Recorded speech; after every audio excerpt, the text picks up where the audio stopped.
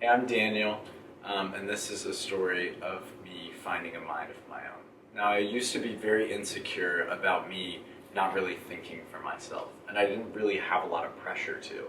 Um, my family and my school were very hands-off in their approach. My family, they didn't really ask me about my grades. I didn't really have to study a certain amount or study at all, and I could kind of follow whatever whim or subject I really wanted to throw myself into.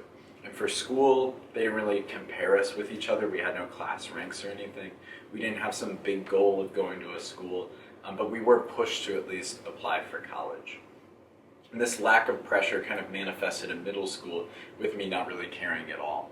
I would just play on my iPad for 10 hours a day. And the only thing that really broke me out of that cycle was I started to want to have friends. And I think friends were the main thing in my environment that actually pushed me to grow, because everything else kind of allowed me to do whatever my whims were, but they kind of pushed me in the directions that I'm grateful to have been pushed in. And my school was only 60 kids, so there was only about 3 friend groups.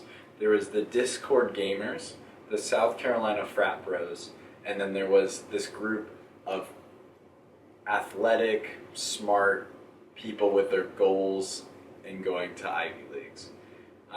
And over COVID, I was in the gamer group and I didn't enjoy hanging out with them anymore. So I started to join hanging out with the sporty, smart group. And I sat at their table and they would talk about current events and their studying of multivariable calculus.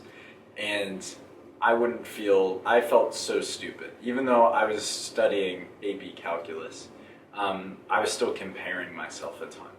And I would try to just regurgitate facts that I had heard a smart adult say or a really passionate student say.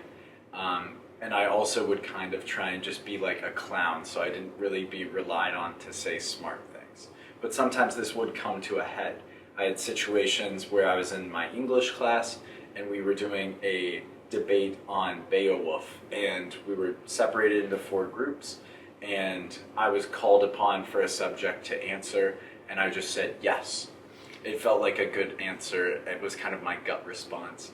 But then I was asked to explain, and I tensed up. I didn't really know what to say. It was just strings of facts of this plot that I didn't know. So it took literally like a minute or 2 before one of my teammates ended up just answering the question, but I was still extremely embarrassed. And that was one of those moments where I kind of leaned more into being that clown because I didn't want to be embarrassed like that again. And I kind of resigned myself to letting just fate take the wheel.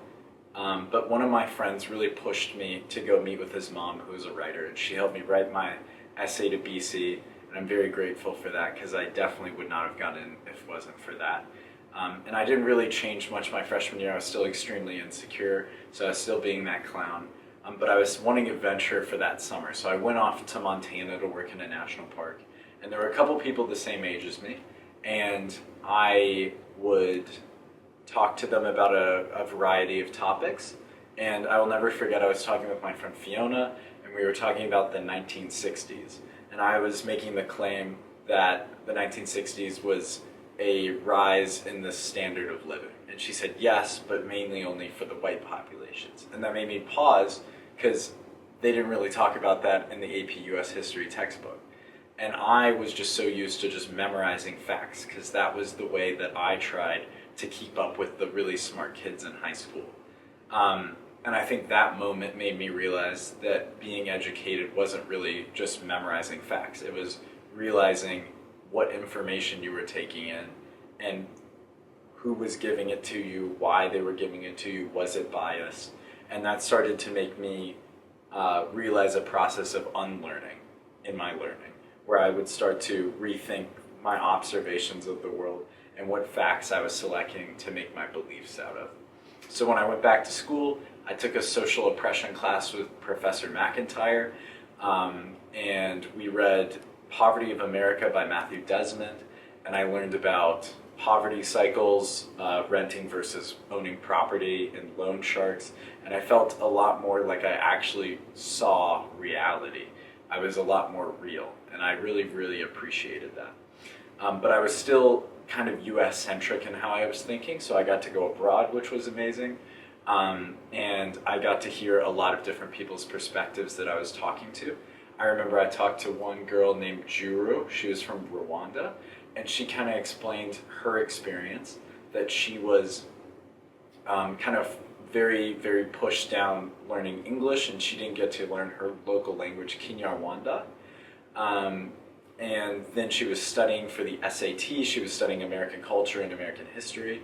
And then she was going to try and go to American college and then trying to get a job in America or in Europe or maybe Asia.